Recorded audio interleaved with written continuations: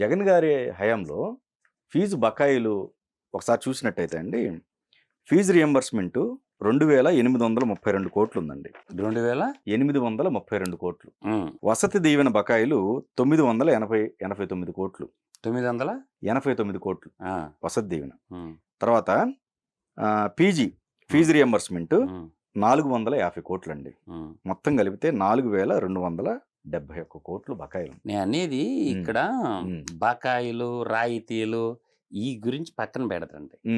విద్యాశాఖలో ఏదైతే ప్రైవేటలైజేషన్ అయ్యిందో, ప్రైవేటు యూనివర్సిటీలు ఎప్పుడైతే పుట్టినాయో, ప్రైవేటు విద్యా సంస్థలు ఎప్పుడైతే పుట్టినాయో, ఆరోగ్యశ్రీ ఒకటి, ఈ రెండు కూడా హాస్పిటల్ ప్రైవేటలైజేషన్ అవ్వడం, విద్యని ప్రైవేటలైజేషన్ చేయడం, తత్ఫలితంగా ఏమైందంటే రాష్ట్రంలో పేరెంట్స్ అందరూ కూడా ఉన్నత విద్య పట్ల, అంటే కాటికాపురం మొదలుకొని అంతరిక్షం దాకా చదువులు చదివేటటువంటి వాళ్ళందరూ కూడా పిల్లల్ని బాగా చదివించుకోవాలా, చదువుని ఆస్తిగా భావిస్తున్నారు. అటువంటప్పుడు ఏం చేస్తున్నారంటే ప్రభుత్వాలు విద్యని ప్రైవేటీకరణ చేసేసి చేతులు దులిపేసుకున్నారు. అప్పుడు ఏంటంటే తల్లిదండ్రులు ఎన్నో ఆశలతో ఏం చేస్తున్నారంటే ఈ కాలేజీల్లోకి చేర్చడం జరిగింది. వీళ్ళు ఇచ్చే 15,000తో ఏదన్నా ఒక ప్రైవేటు విద్యా సంస్థ చదువు చెప్తుందా నాకు చెప్పండి, చెప్తారా? ఇప్పుడు రాష్ట్రంలో ఉన్నటువంటి పేరెన్నికగల విద్యా సంస్థల్లో 15,000తో చదువు చెప్పేది ఒకటి చెప్పండి నాకు. ఓకే, అంటే ప్రతి తల్లిదండ్రులు ఎంతో కొంత మనం ఇచ్చి ప్రీబీస్ పథకాల వల్ల ఓట్లు కొనుగోలు పథకాలుగా ఉండయి కానీ తప్ప ఈ ప్రజాస్వామ్యాన్ని పరిరక్షించే పథకాలు కానే కావు.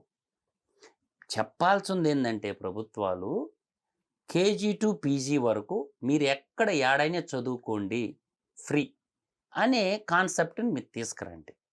వీఆర్ అగ్రీడ్, ఒప్పుకుంటాం. అది ప్రైవేటా గవర్నమెంట్ అని పక్కన పెట్టి మీరు ఎక్కడన్నా చదువుకోండి ఫ్రీ.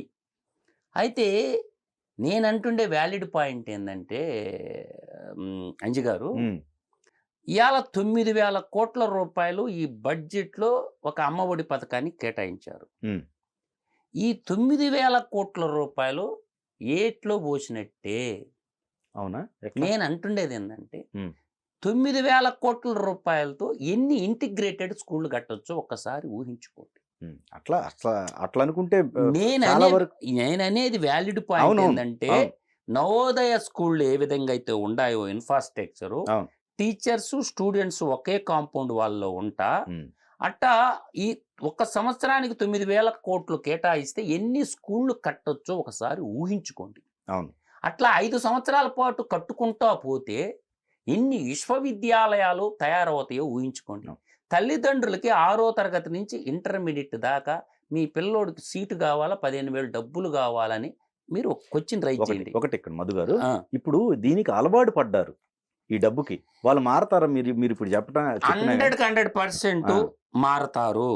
ఇది మారరు అనకండి. ఒకళ్ళ నుంచి ముగ్గురు అయ్యారు, ఇప్పుడు ముగ్గురు నలుగురు ఎంతమంది ఉంటే అంతమంది అన్నారు. ఇదంతా ఎలక్షన్ కోసం. అవును, రేపు ఈ ప్రీబీస్ అనేది ఈ ప్రీబీస్ స్కీమ్ లో సుప్రీంకోర్టే కన్నీరు పెట్టుకున్నది. కరెక్టే అండి. రాష్ట్రం భావితరాల భవిష్యత్తుకి ఉపయోగపడదు. ఇవాళ నువ్వు వేసేటటువంటి ఇన్వెస్ట్మెంట్, ఒక నాగార్జున సాగర్ డ్యామ్ గడితే కృష్ణా జిల్లా, గుంటూరు జిల్లా ఏ విధంగా బాగుపడిందో ఊహించుకోండి. ఒక శ్రీశైలం డ్యామ్ ప్రాజెక్టు గడితే ఎన్ని సంవత్సరాల కరెంట్ విద్యుత్ శక్తి వెలుగులు విరజిమ్ముతుండే, ఎన్ని గ్రామాల్లో వెలుగులు వచ్చినాయో ఊహించుకోండి. అదే విధంగా నేనంటుండేది ఏంటంటే ఒక పెద్ద ఒక మండలానికి ఒక మంచి విశ్వవిద్యాలయాన్ని 6వ తరగతి నుంచి ఇంటర్మీడియట్ దాకా నిర్బంధ విద్యను కానీ నువ్వు ఇంప్లిమెంటేషన్ చేస్తే, ఒక నవోదయ స్కూల్ లాగా కడితే ఆ మండలం ఉండే ఏ తల్లిదండ్రి హర్షించడో నాకు ముందుకు చెప్పండి. ఒక్కడి పేరు చెప్పండి వద్దనేవాడు. అంటే ఎవడో చేసిండు కదా ఆ మోసలో మనం పోవటం అనేది కరెక్ట్ కాదు. అదైతే నేను 100% ఏంటంటే ఆటో ఛార్జీలు అవుతుండే అంజి గారు, హై స్కూల్కి రావాలంటే మండల కేంద్రంలో ఒక 5-6 మనకి కాన్సెప్ట్ ఒకటి ఉంది.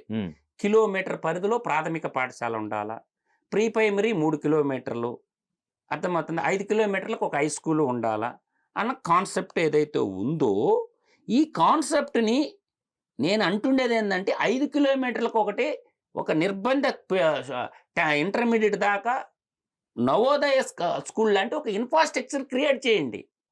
ఎందుకు పోతారు ప్రైవేట్ స్కూళ్ళకి పిల్లలు?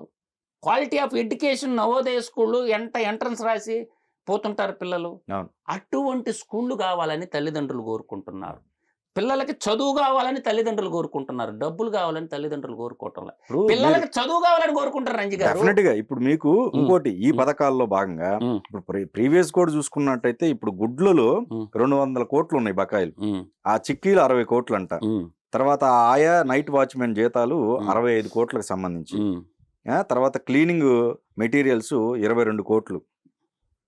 ఇవన్నీ మొత్తం కలిపితే 352 కోట్లు బకాయిలు గత ప్రభుత్వానే ఉన్నాయి. ఇప్పుడు మళ్ళీ ఈ ప్రభుత్వం చేయొచ్చు. అన్ని ఇచ్చినా ఇప్పుడు కూడా ఫ్రీబీస్ కి అలవాటు పడ్డారు. అలవాటు పడలా. ఆ, ప్రీబీస్కి అలవాటు పడి ఉంటే జగన్మోహన్ రెడ్డి గెలవాలా. వచ్చింది కదా 39%, 40% ఓటు. అవన్నీ ఈ శాతాలు పర్సంటేజ్లు నాకు అక్కడ చెప్పాక నేను అర్థమెటిక్ చెప్పేవాడు, నాకు తెలుసు. కానీ ఎట్లా మరి అది? 90,000 లక్ష ఓట్ల మెజార్టీతో గెలిచారు ఒక ఎమ్మెల్యే. పల్లా శ్రీనివాస్ మెజార్టీ అంత, ఉమ్, లోకేష్ మెజార్టీ అంత. 50,000, 60,000 నుంచి 90,000 దాకా మెజార్టీలు కొట్టారు. ఉమ్, ఎట్ట కొట్టారా? ఒక్కొక్క నియోజకవర్గం 90,000 మెజార్టీ వచ్చిందంటే ఏం చిన్న మాటలా? ఉమ్. ప్రభుత్వం మీద ఎంత వ్యతిరేకత ఉంటే వేసారు అనుకుంటున్నావు ఓట? మరి ఏది ఫ్రీబీస్ వల్ల అంటారా? ప్రీబీస్ వల్లే. మరి సూపర్ 6 ఉందిగా ఇప్పుడు మరి. ఇప్పుడు అదే మేము ఈ సూపర్ 6ని నేను చెప్పే సజెషన్ ఏంటంటే, ఉమ్, మీరు ఇవ్వండి, వద్దని నేను అంటాంలా. మీకు సీటు కావాలా, ఇది కావాలని అడగండి. ఇన్ఫ్రాస్ట్రక్చర్ ఎందుకు కట్టరు? నూతన స్కూళ్ళు ఎందుకు నిర్మించరని నా వ్యాలిడ్ పాయింట్. ఉమ్, వదిలేద్దామా? 100 ఏళ్ల దాకా కనీసం 50-60 ఏళ్ళు అయితే స్కూల్ ఉంటుంది కదా అంజి గారు. ఈజీగా ఉంటది. ఇవాళ నువ్వు పెట్టే పెట్టుబడి 50-60 ఏళ్ళు ఇంక పెట్టుబడి పెట్టబడలేదుగా. అవును. అంతేగా. ఇదైతే వ్యాలిడ్ పాయింటే కదా. అవును. మేమంతా గవర్నమెంట్ స్కూల్ నుంచి వచ్చిన వాళ్ళమేగా. మేము చదువుకోలా? మాకు రాలా చదువా? ఎందుకు డ్రామాలు వేస్తారు? ఒకడు ట్యాబులు పెట్టి దోచేస్తాడు. ట్యాబులు టెండర్ ఇచ్చినోడికి వ్యాలిడ్ పాయింట్ ట్యాబ్ తయారు చేసి కంపెనీ ఉందా? ఎవడైతే మ్యానుఫ్యాక్చరింగ్ ఉంటారో వాడికి ఇవ్వాలి. కానీ ట్యూషన్ కంపెనీ వాడికి 730 కోట్లు పిల్లోళ్ళని అడ్డం పెట్టుకొని సాక్షి పత్రిక 371 కోట్లు నాకేసిందే. యాళ్ళు ముసుకుల పిల్లోళ్ళని అడ్డం పెట్టుకొని.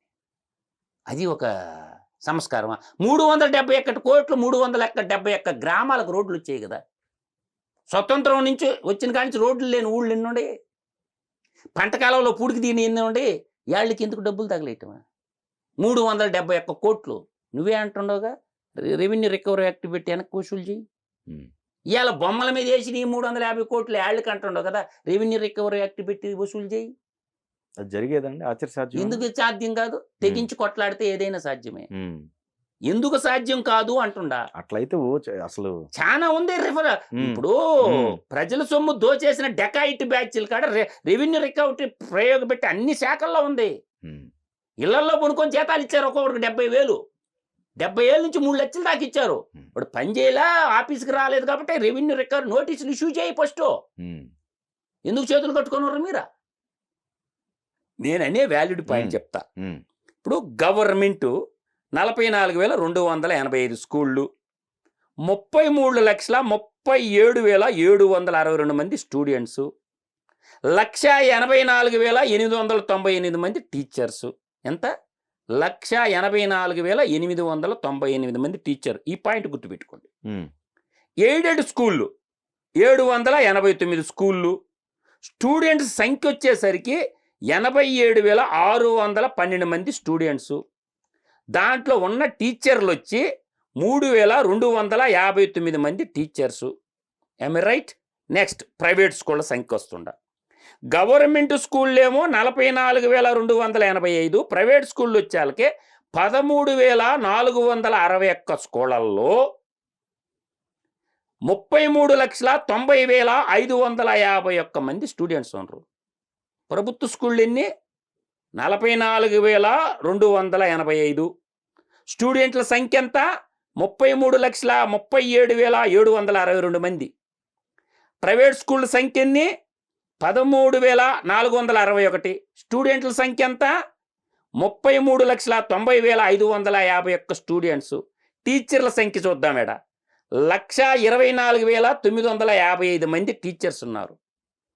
టోటల్గా రాష్ట్రంలో 58,535 స్కూళ్ళుంటే 68,15,925 మంది స్టూడెంట్స్ ఉన్నారు.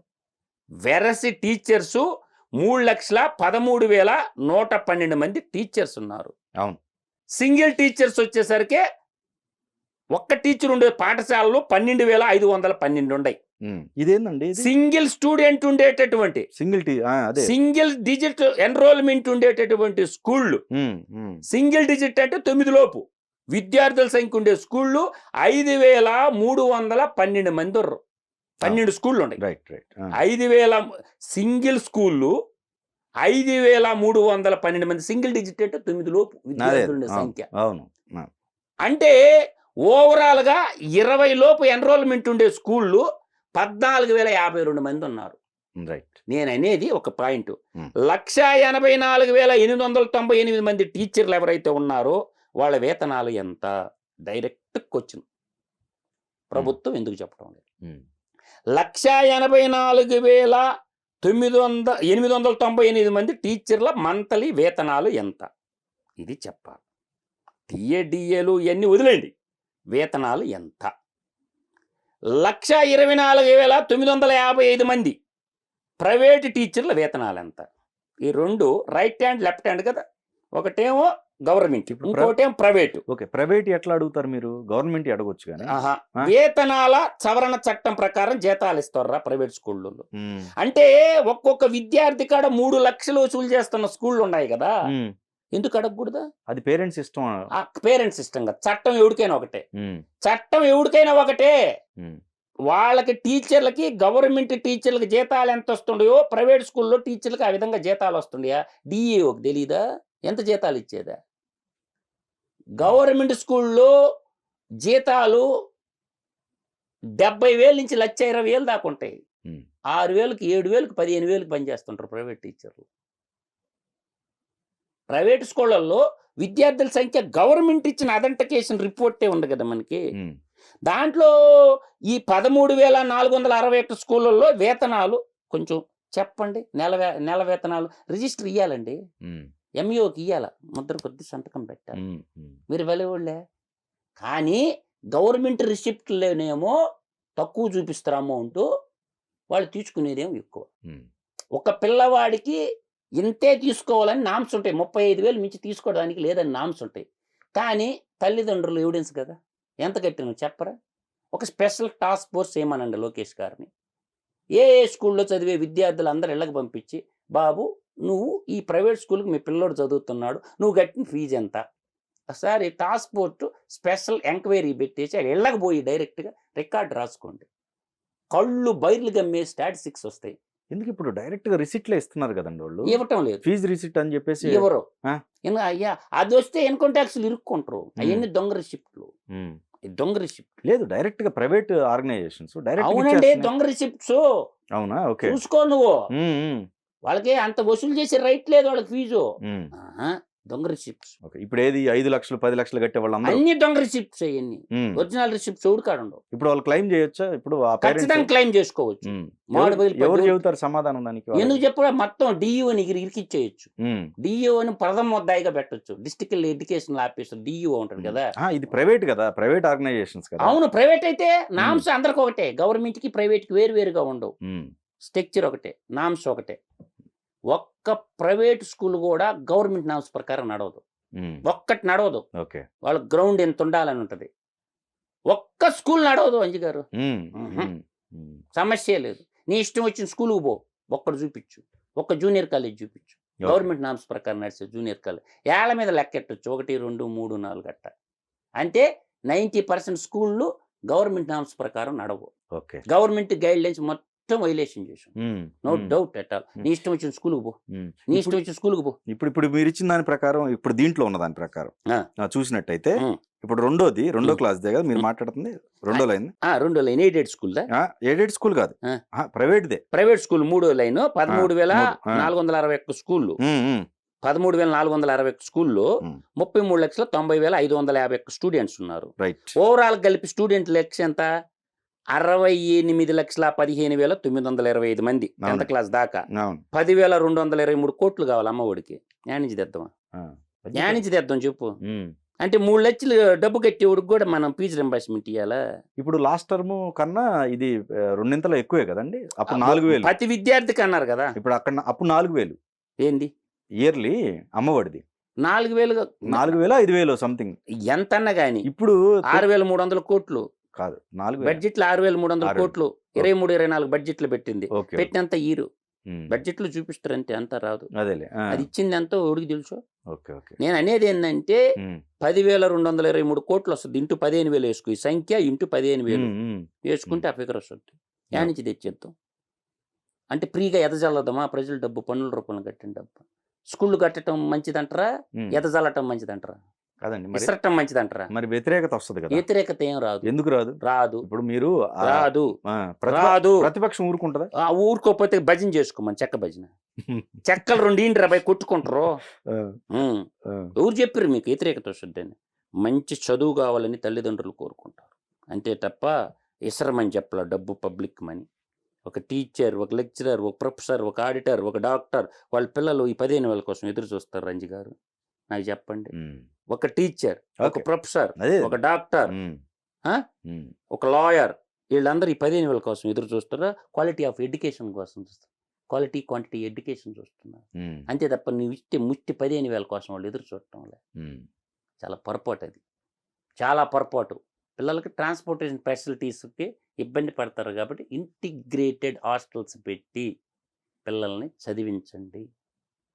అది కోరుకుంటారు తల్లిదండ్రులు. నాతో ఎంతోమంది తల్లిదండ్రులు అన్న డబ్బులు కాదన్నా మేము మంచి విద్య చెప్పండి మా పిల్లలకి అని కోరుకుంటారు.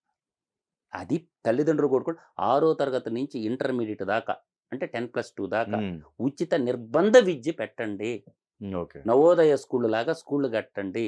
మిమ్మల్ని నెత్తిని పెట్టుకోబెట్టేప్పుడు అడుగు ప్రజలు పోరా అవతలకి అంటారు. అందువల్ల మంచి పనికి తల్లిదండ్రులు కూడా సహకరిస్తారు, ఇబ్బంది లేదు. నేను ఇంకా చెప్తాను. ఇప్పుడు ఈ లిస్ట్లో చెప్దాము.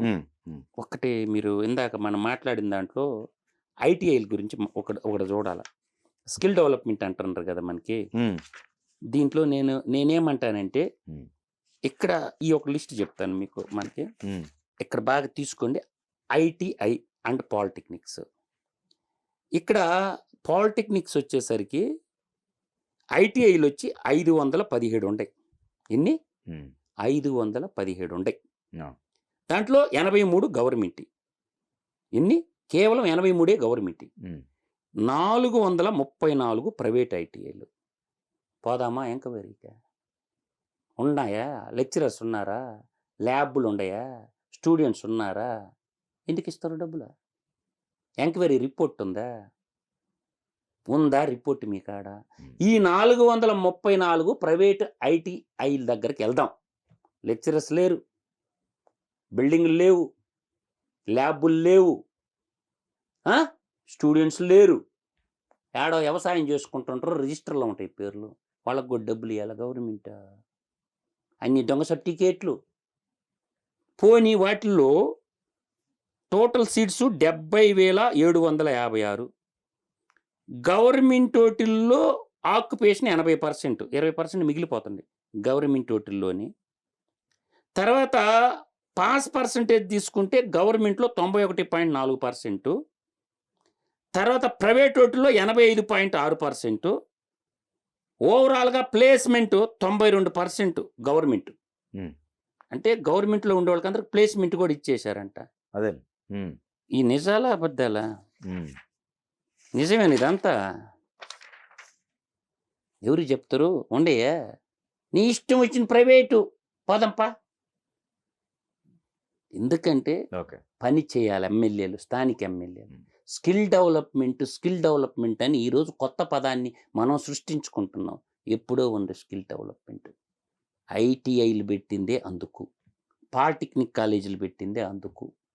పరిశ్రమలకు కావాల్సినటువంటి స్కిల్ మ్యాన్ పవరు అక్కడి నుంచి సూపర్వైజర్గా పాలిటెక్నిక్ వాళ్ళు, బీటెక్ వాళ్ళు కొంచెం హైయర్ లెవెల్ అఫీషియల్స్గా ఉంటూ డిజైనింగు ఉండేది. బీటెక్ ఎంటెక్ ఈ ఆర్డర్ వచ్చింది అందుకు. వాటిని అభివృద్ధి చేయండి. చుట్టూ కాంపౌండ్ వార్డులు పెట్టండి. కొత్త స్కిల్ డెవలప్మెంట్ సెంటర్లుగా మార్చండి ఐటీఐల్ని, గవర్నమెంట్ని. కేవలం సర్టిఫికేట్లు, కుంకుమ పూసుకునే సర్టిఫికేట్లు ఇస్తున్నారు. ఈ 434 ప్రైవేట్ ఐటీఐలో ఉన్న స్టూడెంట్స్ని తీసుకొచ్చి నడి బజార్లో ఒక ఫోర్జా లేత్ మిషన్ ఇచ్చి టన్నర్లు అని ఉంటారు, టన్నర్ అంటారు వాడిని, సర్టిఫికేట్లు ఇచ్చినటువంటి హెడ్ ఆఫ్ ద డిపార్ట్మెంట్ సంతకం పెట్టిన ప్రతి head of the department punishment చేయొచ్చు. ఒక రాడ్ ఇద్దాం, త్రూ చేయమని చెప్పండి. ఒక గేజ్ ఇచ్చి, ఒక ఐరన్ మొక్క ఇచ్చి, ఫోర్జా చెక్ ఇచ్చి త్రూ చేయరని టైం పెట్టండి. ఎంతమంది పాస్ అవుతారో తెలుసుకుందాం. నేను మళ్ళీ అంటుండా, మీరు ఏదైతే సర్టిఫికేట్లు ఇచ్చారో ఆ ఐటీఐ పిల్లలకి టన్నర్లు ఉంటారు, మొత్తాన్ని పిలిపించండి. ఇందిరాగాంధీ మున్సిపాలిటీ స్టేడియంలో ఒక లేతి మిషన్ పెట్టండి, ఫోర్జా చెక్కు పెట్టండి. ఫోర్జా చెక్కు ఇచ్చి ఒక్క త్రూ చేయమనండి. ఇది ఒక రాడ్ ఐరన్ మొక్కని పబ్లిక్గా పెట్టండి, లైవ్ టెలికాస్ట్. ఒక్కటి చేయడు చేత రాదోడికి రాదు. కానీ ఇంకా చెప్తా, ఏ కాలేజీకి పోలా, ఏ సర్టిఫికేట్ లేలా. గుంటూరులో పౌండ్రీలో లేతి మిషన్లో పనిచేస్తుంటారు, విజయవాడలో కానీ, ఆటోనగర్లో కానీ, గుంటూరు ఆటోనగర్లో కానీ, విశాఖపట్నం, ఏ చదువు ఉండదు అక్కడ, ఏ సర్టిఫికేట్ వాడికి కండ్రెప్పగొట్టేలోపు త్రూ చేస్తాడు. అంటే ఈ సర్టిఫికేటు దేనికి, పని రానివాడికి ఎందుకు ఇస్తుండు అంటే దొంగ సర్టిఫికేట్ అనే కదా అర్థం. ఆ సర్టిఫికేట్ మీద సంతకం పెట్టినటువంటి ఆఫీసర్ని పనిష్మెంట్ ఇవ్వాలా లేదా? నడుస్తున్న వ్యవస్థలో ఎవరో ఒకరు ముందుకు అడుగేసి మార్పు చేయాలనేది నా ఆవేదన. అంజి గారు, పాలిటెక్నిక్ కాలేజీల పరిస్థితి కూడా అలాగే ఉంది. అంజి గారు, ఇక్కడ పాలిటెక్నిక్ తీసుకుంటే అంజి గారు, ఇక్కడ మనం చూస్తే 262 పాలిటెక్నిక్ కళాశాలలు ఉన్నాయి, 88 గవర్నమెంటు, 174 ప్రైవేటు. దాంట్లో సీట్ల సంఖ్య వచ్చేసరికి 82,167. Occupation capacity 51.1%. గవర్నమెంట్లోనేమో 65% 1, ప్రైవేట్లో 41.76%. పాలిటెక్నిక్ కాలేజ్, ఈ ప్రైవేట్ పాలిటెక్నిక్ కాలేజీలు 174లో ఈ కూడా ఎంక్వైరీ చేయండి. లెక్చరర్స్ లేవు, ల్యాబులు లేవు, సర్టిఫికేట్లే వస్తాయి, ఫీజు రింబర్స్మెంట్ డబ్బులు కావాలా. ఎట్లా వ్యవస్థను బాగు చేయాలని చెప్పండి. అంతేనండి. ఇప్పుడు ఇది ఇప్పుడుది కాదు, సంక్షేమం పేరుతో ఇప్పుడుది కాదు జరుగుతుంది. ఇది ఒక పార్టీ పోయిన తర్వాత ఇంకో పార్టీ పోయిన ఇంకో పార్టీ, ఇది కంటిన్యూ అవుతానే ఉన్నాయి. దీన్ని ఎక్కడ దీనికి పులి ఎవరో ఒకరు చర్య తీసుకోవాలి కదా అని నేను అనేది. అదే రైట్, వెల్ ఎడ్యుకేటెడ్ కదా. ఇప్పుడున్న విద్యాశాఖ మంత్రి స్టాన్ఫోర్డ్ యూనివర్సిటీ, వరల్డ్ బ్యాంకులో వర్క్ చేశాడు కదా. గ్రౌండ్ రియాలిటీ అనేది నేను అంటుండేది, మంచోడే, ఉన్నత విద్యాధికుడే, బాగు చేయాలని తాపన ఉంది, యువకుడు. చెక్ చేయండి, గ్రౌండ్ లెవెల్కి వెళ్ళండి, అసలు ఏముంది లేదు, పర్మిషన్ క్యాన్సిల్ చేయండి. ఇప్పుడు గవర్నమెంట్ పాలిటెక్నిక్ కళాశాలలోనే సీట్లు మిగిలిపోతున్నప్పుడు ప్రైవేట్ ఎందుకంటే ఇంకా 51.1% అని మీరే చెప్తున్నారు. ఇంకా మిగిలిపోతున్నాయి సీట్లు, 35% సీట్లు మిగిలిపోతా ఉండి. ఏం చేద్దాము, వ్యవస్థని ప్రక్షాళన చేయకుండా ఏం చేయాలనుకుంటారు అంటే టోటల్గా విద్యా వ్యవస్థను మొత్తం ప్రైవేట్ వాళ్ళ చేతుల్లో పెట్టేసి మనం అడ్మినిస్ట్రేషన్ చూసుకుంటే సరిపోద్దా? ఇది ధర్మం కాదు కదా. నేను ఇందాక అన్నాను కదా, స్టార్టింగ్లో అని చెప్పాను కదా మీకు, గవర్నమెంట్ టీచర్ల వేతనాలు ఎంత, ప్రైవేట్ స్కూల్లో పనిచేసే టీచర్ల వేతనాలు ఎంత, ఈ రెండు బ్యాలెన్స్డ్ చేయండి. అంటే ఇన్ని వేల కోట్ల రూపాయల జీతాల రూపంలో వచ్చినా కూడా క్వాలిటీ ఎడ్యుకేషన్ రావడం లేదంటే కారణం ఏంటి? ఇప్పుడు ఇక్కడ ఉండే స్కూళ్ళల్లో ఎంతమంది విద్యార్థులు ఉండటం ఏంది? నేనేం చెప్పాను మీకు, 13 నియర్ బై స్కూల్ సంఖ్య చెప్పాను కదా, 13,461 స్కూళ్ళల్లో ఉన్నటువంటి విద్యార్థుల సంఖ్య 33,90,551. వీడెమ్మబడ 44,285 స్కూళ్ళల్లో ఉన్నటువంటి విద్యార్థుల సంఖ్య 33,37,762 మంది. ఆడుండే టీచర్ల సంఖ్య 1,84,898 మంది, ఏడున్న టీచర్ల సంఖ్య 1,24,955 మంది. ఎక్కడ లోపం ఉంది? తల్లిదండ్రుల్లో లోపం ఉందా? విద్యా బుద్ధులు చెప్పే గురువుల్లో లోపం ఉందా? వ్యవస్థను నడిపించే నాయకుల్లో లోపం ఉందా అనేది అర్థం చేసుకోమని చెప్తున్నాను నేను. వీటిని సంస్కరించాల్సిన గురజాడ అప్పారావు గారు, కందుకూరు వీరేశలింగం పంతులు గారు సంఘాన్ని సంస్కరించలేదంటండి. సతీ సాగమనం అనే ఒకటి ఉన్నింది, రూపు మాపినారా లేదా? అట్నే మనం వాళ్ళు చేసినారు కానీ చేస్తా పోదామా? కఠిన నిర్ణయాలు చేసుకొని బలోపేతం చేసుకోవాలి తప్ప నేను అనేది ఏంటంటే, ఈరోజు ఇంజనీరింగ్ కాలేజీల్లో కూడా క్వాలిటీ ఎడ్యుకేషన్ లేదు. ఈ స్కిల్ డెవలప్మెంట్ కాన్సెప్ట్ వచ్చింది ఎందుకు అంటే అందుకే వచ్చింది. అంటే ఇంజినీరింగ్ చదివే వాడికి ఆదిలోనే స్కిల్ డెవలప్మెంట్ ఎందుకు పెట్టరు, ఎందుకు నేర్పించరు? ఆ కాలేజీల మీద చర్య తీసుకోండి, నేర్పించిన కాలేజీల మీద కొరడా రులిపించండి, ఇంజనీరింగ్ కాలేజ్ పర్మిషన్ రద్దు చేస్తామని చెప్పండి. ఎందుకు నేర్పించరు? మీరు ఆశ్చర్యపోతారు. ల్యాబులు లేవు చాలా కాలేజీల్లో. అదే రైట్.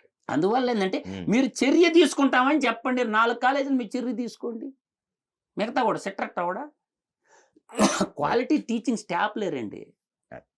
ఒక్క కాలేజీలో పనిచేసేవాడు 4 కాలేజీల్లో పనిచేస్తాం. వాస్తవంగా నిజాయితీగా ఉండాలి కానీ ఇష్టం వచ్చినట్టు మాట్లాడుతా, ఇష్టం వచ్చినట్టు చేసుకుంటా పోతా మనం ఏదంటే అది మాట్లాడటం వల్ల ఉపయోగం ఉండదు.